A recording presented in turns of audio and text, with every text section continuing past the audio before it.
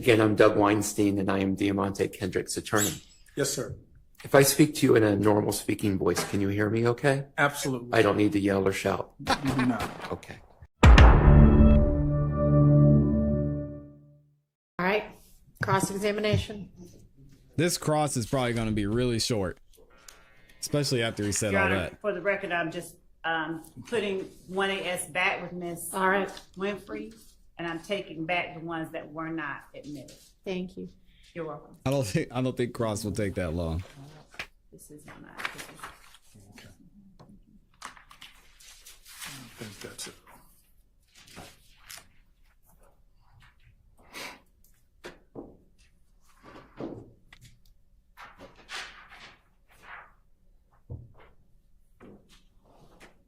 No, you're all good. Good morning, Attorney Wright. Good morning. I believe we met briefly to introduce myself yesterday or the day before, but again, I'm Doug Weinstein, and I am Diamante Kendrick's attorney. Yes, sir. If I speak to you in a normal speaking voice, can you hear me okay? Absolutely. I don't need to yell or shout. You do not. Okay. Oh, come on, Mr. Weinstein.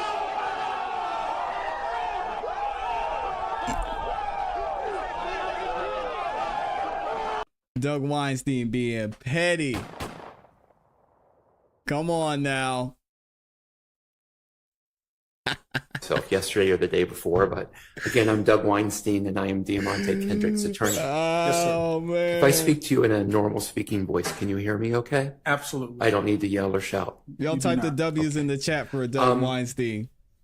We talked about proffer sessions, and a proffer session, again, I believe you said, is when a defendant meets with the state, correct? Correct.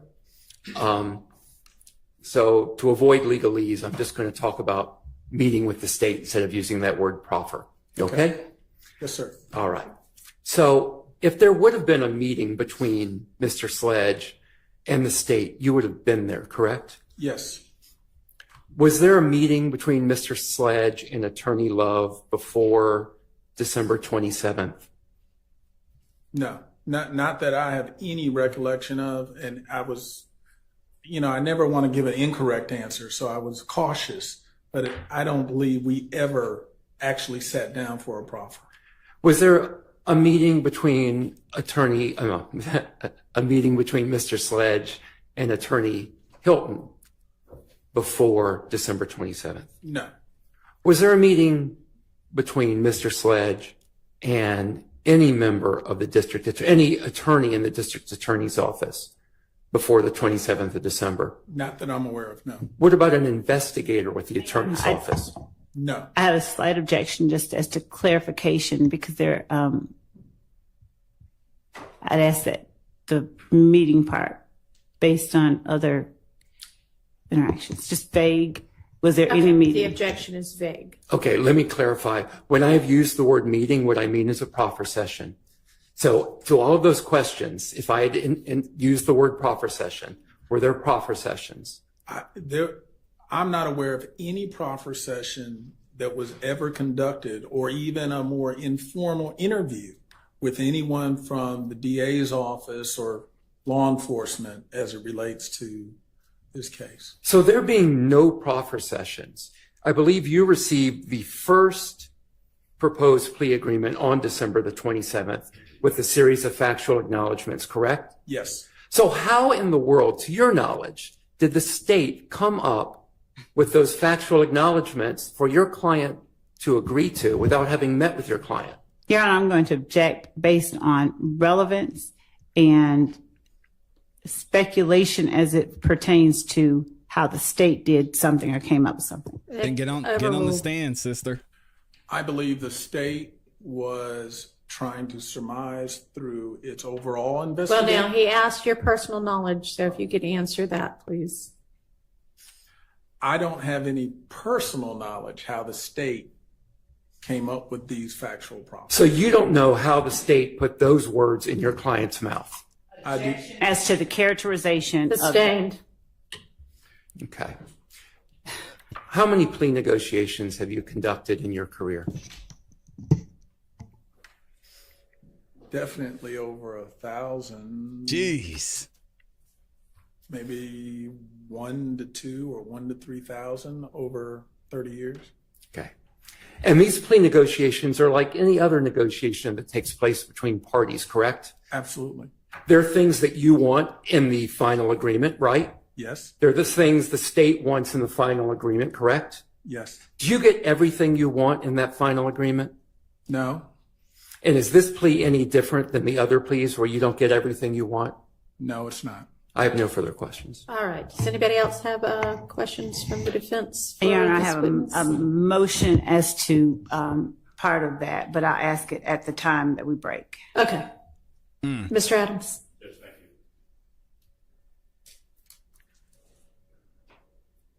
you. She doesn't like him saying that they put words in his client's mouth. That's probably going to get removed. Ace of Spades says that's 100 pleas a Attorney year. Wright, good morning, sir. That's morning, a plea sir. every other business day. Like Mr. Weinstein, you and I have known each other a long time, haven't we? Yes, sir. A couple on the weekend. All right. Actually, it might be a plea every business day. Got a number of questions for you, and I want to break them down into separate parts, okay? Okay. And same ground rules. If you can't hear me, you don't understand the question, just ask me to repeat myself, clarify, whatever you need, and I'll be happy to do that. Understood. All right. No, every other business day. Let me kind of start where Mr. Weinstein left off. Proffer session. It's been a reference, which is a meeting between your side, you and your client, and the district attorney's office. Never happened. True? Correct. Sustained. All right. You did receive, as we've seen previously, that email with the proffer agreement attached. Is that right? Objection asked and answered. I did. Sustained. You have never seen, never received, and there is no signed proffer agreement. Objection asked and Anyway, answered. is there? Sustained. And your interest in representing Mr. Sledge would have been to try and gain whatever the best situation was for him. Isn't that true? Objection vague and relevance. Overruled. Absolutely. It's an interesting question.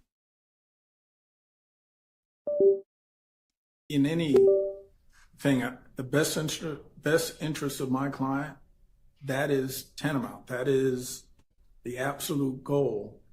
I want not just keep them home, not just some things you might think. I want the best possible solution for the case. In this case, in representing Mr. Sledge, you indicated you'd known him for well over 15 years, true? Yes, And at the time that you came into this case, you were aware of the indictment and exactly what he was charged with in the indictment. yes, You knew that he was charged with one count of RICO, or violating the racketeering in the RICO Act. yes, You knew that he was charged in count 30 of the indictment with possession of a firearm by a convicted felon. I did. The count 30, the possession of a firearm by a convicted felon, is something that he was accused of. The allegation was that he committed that offense in December of 2021. Is that right? Yes, Right. And that was included in the overall indictment with the RICO count. True? yes, Okay. Having represented Mr. Sledge before, you knew not just him, but you knew his family as well. yes, You knew his mother. yes, And so when you were in court over the course of the last number of days, and you heard testimony and questions about him wanting to get home to his sick mother, is it in fact true that his mother was ill? yes. I have personal knowledge that at the time we were going over this stuff, that was something he expressed and was stressed over. That was a concern of his. Yes, You knew, and I want to kind of reference some dates. He was arrested somewhere in June, around June of 2022. Is that right? that's I'm relying to some extent, but I'll say to the best of my knowledge, yes. Well, you know that the case was indicted. The indictment was handed Yes. down in May of 2022. Actually, that being the case, yes, he was arrested not long after. Okay. You, and I don't want to delve too deeply into it, but you shared that at least in the early part of that, you were having some health concerns yourself. Yes, and let me back up a little. The reason I paused on my answer was, remember, there was sort of an earlier part where he at some point had charges related to this. Those charges ultimately went away. Then much later on, there was an indictment and then an arrest. That's why I sort of paused, because that earlier date is not immediately known to me. But as to once this case was indicted, then the arrest, even though I was not back to my practice yet, I was aware of it and was sort of watching from the sidelines. Okay. You were in court and heard when he was testifying about that previous matter you're referencing. In other words, his arrest and where he was charged with the murder of Donovan Thomas. Correct. And So so was Woody. at the time that you come into this in 2022, you have knowledge that detectives with the Atlanta Police Department had previously charged him with Donovan Thomas's murder and then ended up dismissing it or dismissing the charges, right? Objection relevance. Goes to Overruled. his Overruled. Keep it going, Yes, Mr. that's Mr. the Adams. point. I like I it. was aware from before. So when this occurred, it wasn't necessarily something new to me. I was already aware that there was some history. Okay. You mentioned a couple of dates when you were testifying earlier. We talked about you getting into the case somewhere around October or November of Thank you, Tim. 2022. Is that about right? And when I say get into the case, when you were healthy enough, Correct. to kind of resume your practice and get into Mr. Sledge's case. Yes, sir. Okay. By the time you would have interacted with him or started representing him on this case in either October or November of 2022, he would have been in jail for a number of months, true? Correct. He would have been in jail at the Fulton County Jail, true? Correct. And since he was in jail at the Fulton County Jail, that presupposes, and you know, that he did not have a bond. Correct. Now, if you're in jail and you don't have a bond, you stay in jail. True? Correct. The only way you get out of jail, if you're in jail without a bond, is you either your case gets dismissed, right? Correct. Or you negotiate some sort of plea or deal that gets you out of jail, right? Correct. Or you go to trial and you get acquitted, and that gets you out of jail. Correct. Mr. Sledge wanted to get out of jail. Yes. He had been in jail for a number of months by the time you spoke to him, and he was anxious about getting out of jail, wasn't he? Objection, Your Honor, answered, and Sustained. He discussed with you his desire to get out of jail. True? objection answered, and it gets into, Attorney-client privilege. yes, Sustained. Were you attempting to get him out of jail? Yes. All right.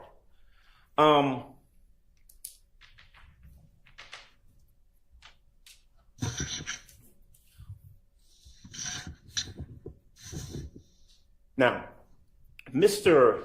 Sledge, you were in court previously when there was some discussion about what an Alford plea is that right? Yes. All right. We're Now, getting into the Alford plea now. And one of the ways that a defendant, even Mr. Sledge, could resolve a criminal case is with what's called an Alford plea, right? Yes. Now, an Alford plea, as you would have discussed with Mr. Sledge in one of his previous cases, revolves around someone saying, I'm not guilty of the charge, but I'm going to plead guilty because it's in my best interest. Is that right? Correct. Right. And you would agree with me that entering a plea of guilty, whether it's under Alford or just a straight guilty plea, can sometimes be in a person's best interest, right? Oh, absolutely. And that may sometimes be regardless of whether they consider themselves to be guilty of the offense or not. Objection, True? Your Honor, relevance. Correct. Oh, Correct. Because as you've testified previously, people enter pleas for different reasons. Isn't that right? Correct. You having, were you the one who did Mr. Sledge's bond hearing, or was it another attorney? It was probably me. I just don't have a, I mean, it was a while ago. So. Okay. It was in late 2022. True? Well, I don't recall. you know what? No. His arrest on this, I wouldn't have been able to do the bond hearing. So I'm not sure who represented him for the bond hearing You're right, as it Samantha, relates you're to right. that June arrest. Okay. I was thinking of the old case, but as to that, I would have to say, no, I was still on the sidelines where I wasn't cleared to practice yet. Right. One thing that you became aware of, though, when you came onto the case in late 2022, is that, as you indicated before, Mr. Sledge did not have the resources to go to trial. Correct. And it is true, as he testified. Did you hear his testimony about that? I did. And did you testify also earlier that you knew that he had limited resources and he just didn't have the resources to take this case to a year-plus trial, right? It was something that was heavy on my mind in terms of when I'd be able to return to practice, to be able to assist Mr. Sledge, because knowing he had limited resources. Oh, sorry about that, y'all. And My bad.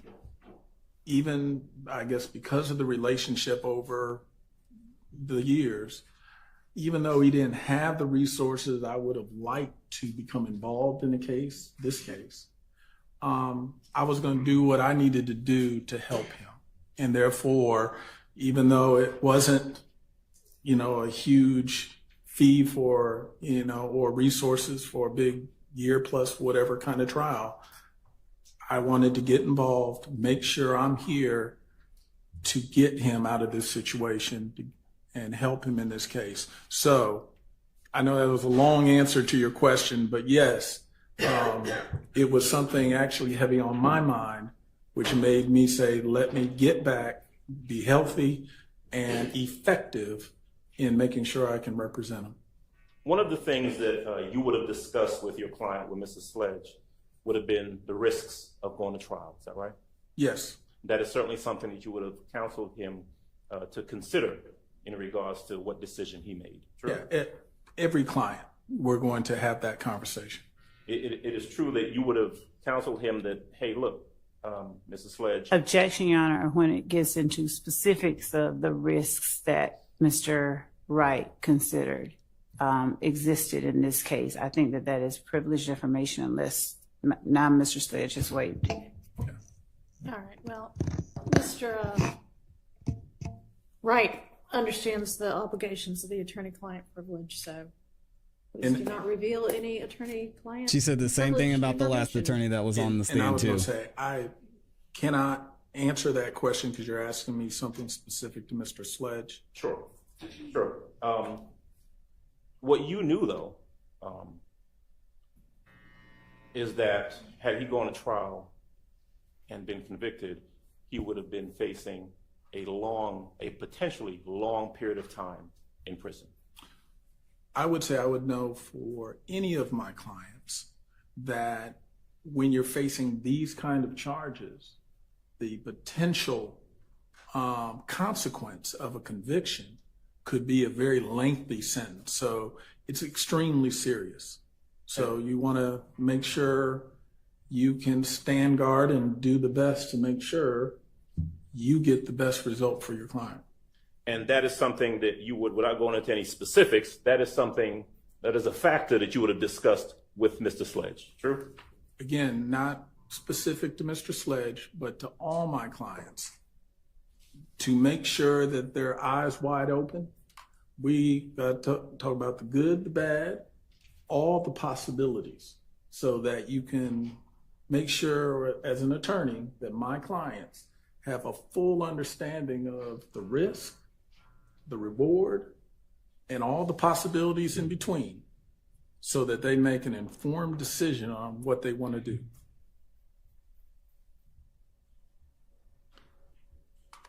You were aware, were you not, that the state, the district attorney's office, was interested in whether or not your client would testify, would take a plea and testify? You knew that, didn't you? Yes, as of, I think the first email was sometime in November, when sort of the first communication that sort of gave us an idea that they would like to talk to him. Were you ever present in court where any representations were made by an assistant DA that we're looking to make deals? I first appeared in court in middle of December. That's sort of when I came back, but I also appeared on behalf of Mr. Sledge. I don't remember the details of what occurred that day, but I will say when I reached out to the state to say, hey, let's talk, it was middle of December. So it was after, I think, that first couple court appearances in December. Okay. It would have been after, also, there was that November 30th correspondence between you and the state. True? Correct. I had not yet responded to them, but it was in middle December that I essentially was now responding to them and saying, okay, well, let's talk. And that November 30th email was an email that you received from the state. Mm-hmm. It was unsolicited, true?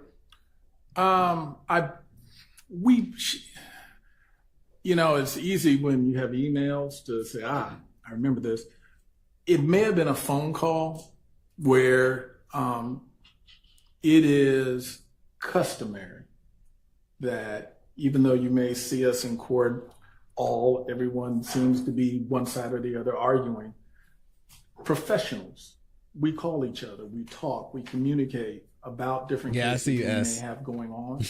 So it was not unusual for Miss Love or someone from her office to just reach out, call me as sort of that first step. And I think there might have been a phone call followed by that email.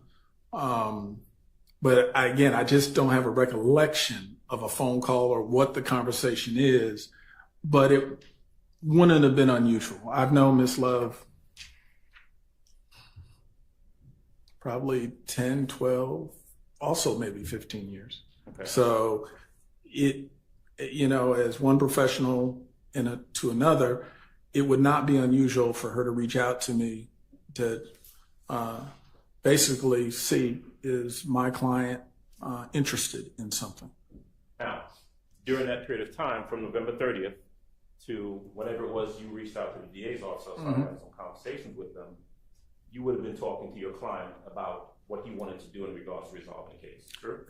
Move back towards the mic, if you don't mind. Yeah, with all my clients, I'm going to communicate to them, hey, here are communications or statements or developments, anything about their case. So again, not talking specific with Mr. Sledge conversations. You did. It is my norm and usual that if the state reached out to me, I would have made sure to reach out to him. And more often than not, I don't like jail phones. So I don't want to be listened to. So I will try to go see my clients and have that conversation. At the jail? At the jail. I want to backtrack a little bit and ask you, you testified just a moment ago that you weren't sure as to whether or not you represented Mr. Sledge at the bond hearing in regards to this case. Is that true? Yeah, I just don't have a memory. I may have, but I may not have. I just don't want to misstate something. Sure. Would it help to refresh your recollection about whether or not you represented him at the bond hearing if I were to show you a document? Absolutely. Can I first witness, Your Honor? Yeah. Yes, please. I'm going to show you for purposes of the record what I've marked as defendant's Williams Exhibit 257A and 257B respectively. I'm going to go ahead and put those to you, let you take a look at them, Mr. Wright. And once you're done, you just tell me whether or not that helps to refresh your recollection as to whether, as to who represented Mr. Sledge at the bond hearing in this case. Yeah. Okay. Seeing this, it does refresh my record. It's a great question, Okay. Angie. So tell me if you would, whether or not you did in fact represent Mr. Sledge at the bond hearing in this case. I definitely filed for bond, and I either represented him myself or I had someone stand in for me if there was an actual hearing, because I'm not sure in that time frame that I had filed for it whether I had been cleared. So I can at least state I filed for it, and I either was there and represented him or I had an attorney stand in my place. When the bond was denied. So it's still on me, yes. Okay. All right. So let's jump back to December now, right? Okay. So we're in December, and if I heard you correctly, the state has sent you an email That's what it is. on November 30th. And so now you're talking to your client in mid-December to see what he wants to do in regards to the case. Okay. All right. There you go. At some point, you end up in court, and I'm focusing now on December 27th, December 28th, Okay. because the plea was entered on December 28th, true? Correct. All right. The correspondences that were shown to you, well, we've been using the word iterations of this so-called plea agreement. The first one came to you on December the 27th, isn't that right? Yes. And so the very first time that you and or Mr. Sledge would have had an occasion to consider the state's proffered plea agreement was one day before he entered his plea. True? Yes. And to give you detail, that day, I actually, once I received it, went to see him to go over it. And then ultimately, it's when I got back that I sent the response. So that's why you can see I received it around 5 or so in the evening. I didn't respond until about 8 or so at night because I needed to basically go talk to him and get his feedback. And So- ultimately, I then sent feedback back to the state. All right. So we're talking now about maybe 4 or 5 o'clock p.m. on the evening of the 27th is when you first received from the state this plea agreement that they had drafted up, right? Correct. That the first one, yeah. Right. And again, this plea agreement that they sent to you with the different paragraphs and provisions was something created by them, not by Objection, Mr. Your Honor, Sledge. asked True? and answered. Sustained. And when you went to the jail to meet with Mr. Sledge on the 27th, this would have been the first time that he had any opportunity to look at anything called a plea agreement. True? Correct. You would have discussed this plea agreement with him. True? Well, again, not specific communications Sure. with Mr. Sledge, but with all my clients, I'm going to take the plea agreement and go over it with them. So any meeting where a plea is ultimately in the air and being discussed, that yes, I'm going to go get my client's feedback. So by the time you see him on the evening of December the 27th, 2022, you've got a plea agreement with you. Yeah, can we get And you're going to have a lights on? conversation with him about whether he wants to take this plea, right? Correct. Okay. There's still, of course, the option of him going to trial. True? That remains an option unless and until he takes the plea. But hanging in the air at that time with the plea agreement on one side and potential trial on the other side was his concern about getting out of jail to see about his sick mother. True? Objection, Yes. asked, answered. Sustained. Also hanging in the air was the possibility of him not having the resources to go to trial. Right? Objection, asked, answered.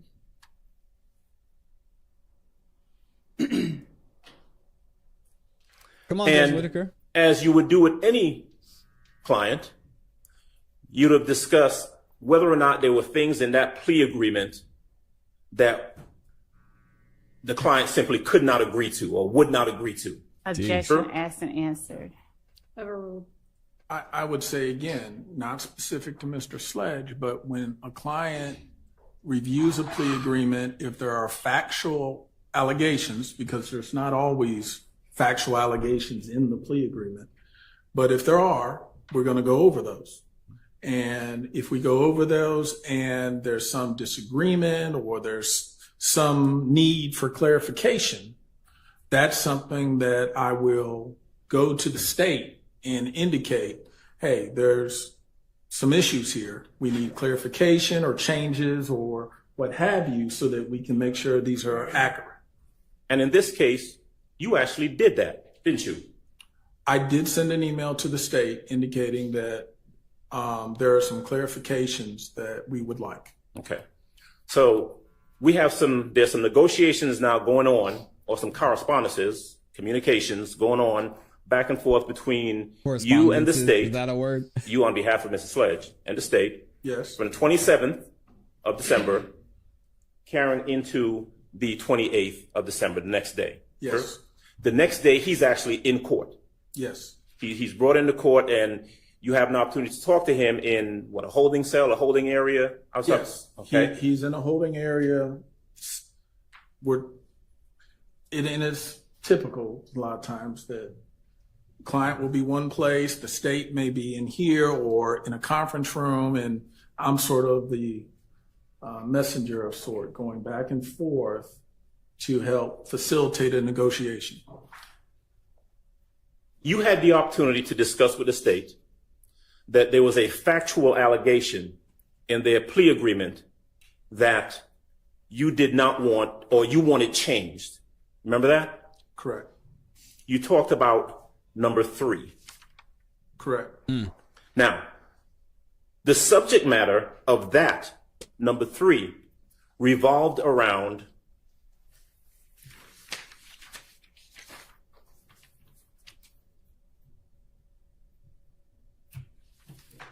Your Honor, I object as to the characterization of the number 3, and I'd object based on vagueness. Are we talking number 3 in 1AS or number 3 on one of the other exhibits? Sustained.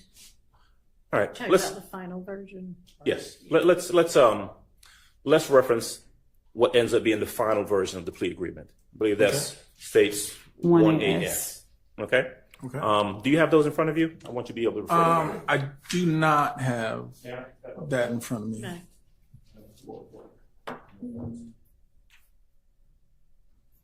Okay. My first witness. You may. All right.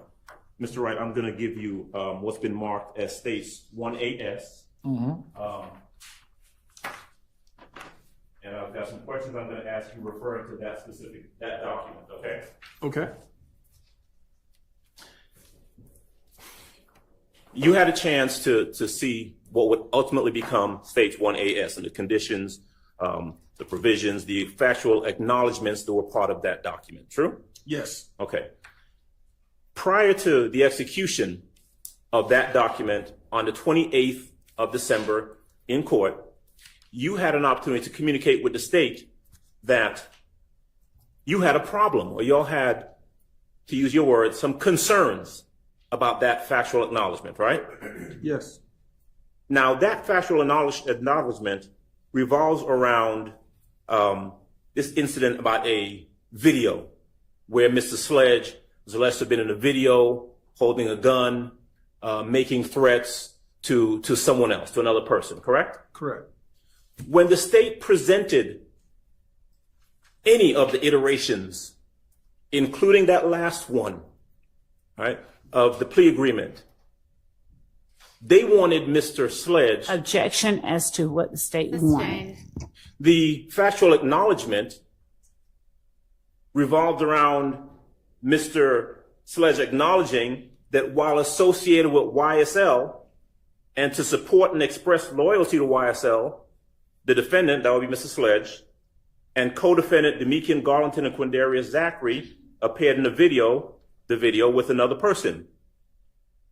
AS, wherein defendant brandished a weapon used in a drive-by shooting and wherein on behalf of YSL, defendant threatened to harm a person named Kel, a rival gang member who had begun a relationship with defendant's ex-paramour, girlfriend.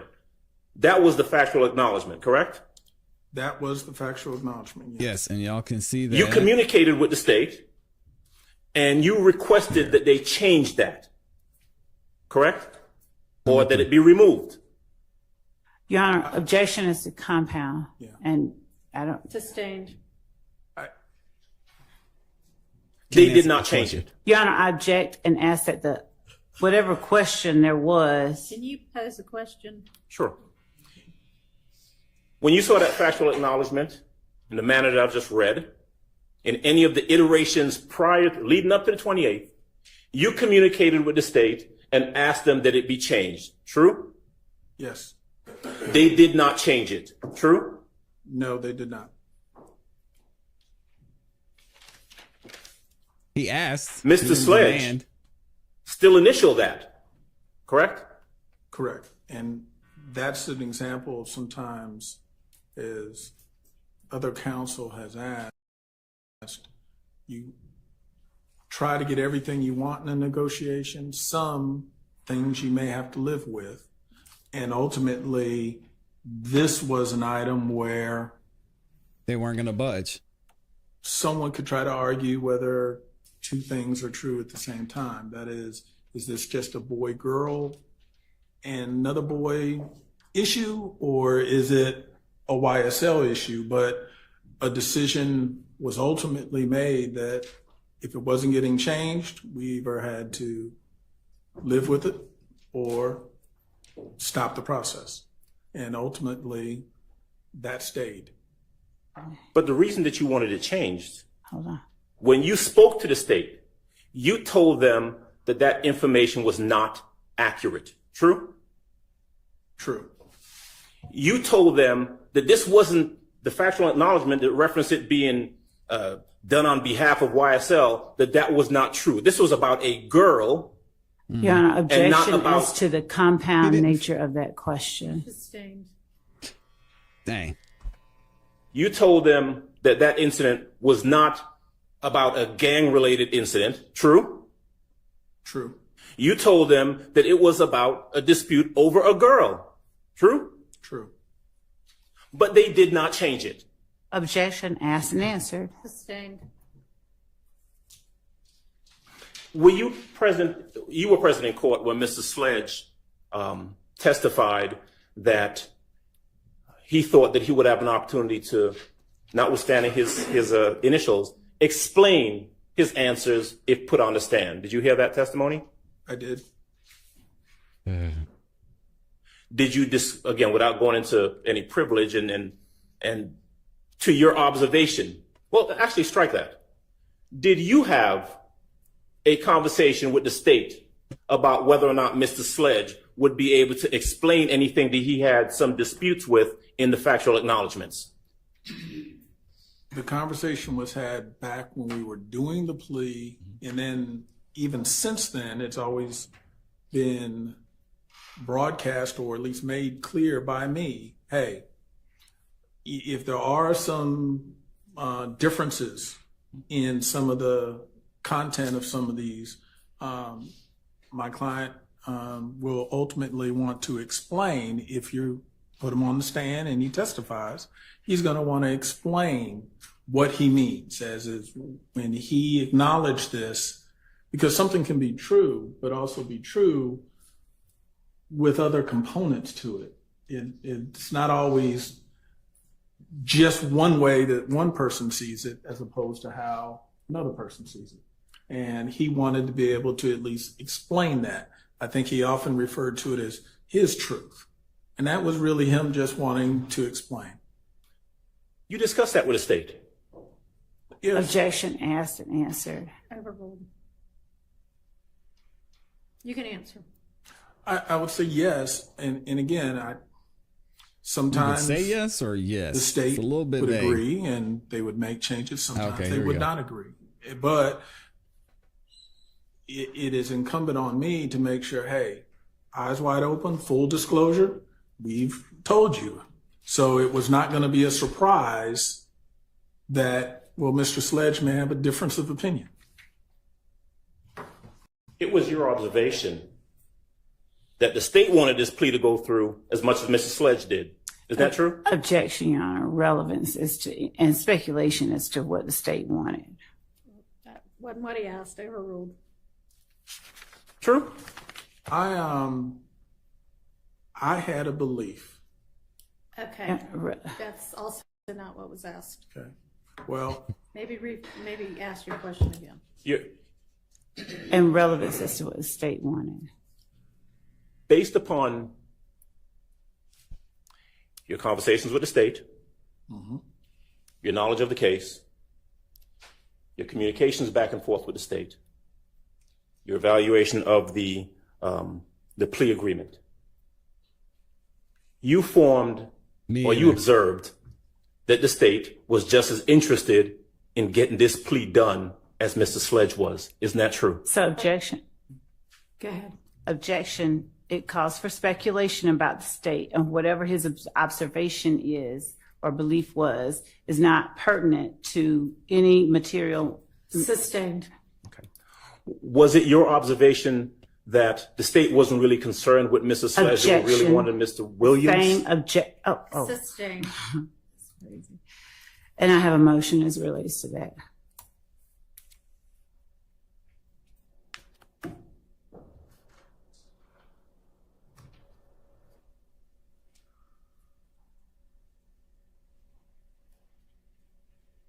Sustained. Ask your next question. Okay, I thought you were waiting on the emotion. All right. Before Mr. Sledge was brought out into court on that video that we saw and entered the plea, And I just typed this I know in the there chat. wasn't a proffer session. Y'all don't forget But he still agreed separate and to some of the apart from things in the that plea. proffer agreement, the one we talked about earlier that was mailed to you, did you ever get an email from the state saying, hey, we want to talk to him before he enters a plea?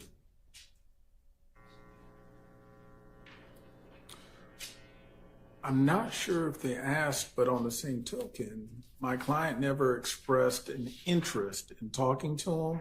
So I can't necessarily say it was the state or the defense that kept that conversation from happening.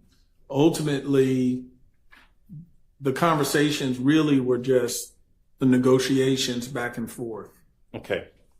I got a question I want to jump ahead and ask you about first and then come back to the plea. So the plea is entered on December 28th, 2022, right? Yes. You had that meeting that Dang, we talked Lisa. about, that was talked about on June the 9th of 2024, Correct. right? At any point between December 28th of 22 and June the 9th of 2024, did the state ask you to bring your client in for an interview? Objection, Your Honor. Relevance. Overruled. I don't believe so. I know we didn't meet with the state until we ultimately did in June of this year.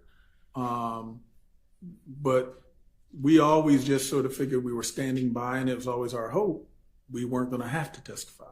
So we were hoping, hey, we're on the sidelines and we're no longer relevant in this. And then ultimately it was this year that they said, we need to sit down with you, and yes, you will be testifying In 2024?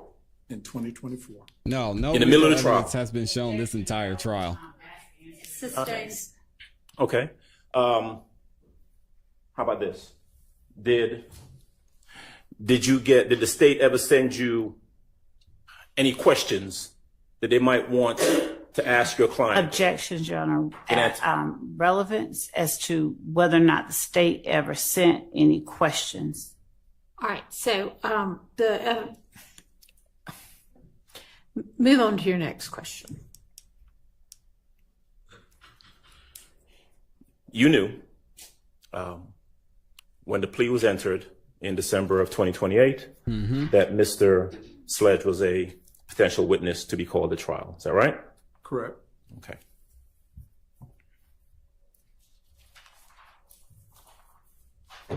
And after he entered the plea, he got out of jail. True? Correct. Objection asked and answered. Sustained. He didn't just get out of jail as a result of entering the plea, though. Am I right? There was a bond component of that also, wasn't there? There was, but In fact, Your Honor, There I were ask two- that the witness be allowed to finish his response. Yes. I'm sorry. I thought you were done. Go ahead, sir. well, I was going to say, I think the bond, we worked that out as part of the plea as well, so that was not going to be an impediment to him getting released. So, in other words, it really sort of was all connected. His plea was on count one, the RICO plea, the RICO charge, right? He also pled guilty on count 30, the possession of a firearm by a convicted felon charge, right? Correct. He was sentenced on count one. Correct. His sentence on count 30 was left open until after this trial concluded, correct? Correct. In my practice, I find that it's not atypical for a state when they do enter into an agreement with a defendant to try to have something Thank you, Amy. held over so that the defendant's participation, they can make sure the defendant just doesn't show up and show out. They come and do what they indicate they're going to do. And therefore, count 30 being held open was not atypical. Right. His plea agreement and his plea required that if called to testify, he come in and he testify truthfully, Correct. consistent with the plea agreement, correct? Correct. Because count 30 was left open in terms of sentencing, he couldn't get out of jail unless he got a bond on that charge. True? Correct. The state consented to a bond on count 30, didn't they? Your Honor, I'm going to object as to characterization, and the court can check, and I will not speak on evidence, but I believe that this is a matter that All right. How much longer is your cross going to be? Because She said she told him to hurry up. She wants some Chick-fil-A. More than a half an hour. Okay, let's break for lunch.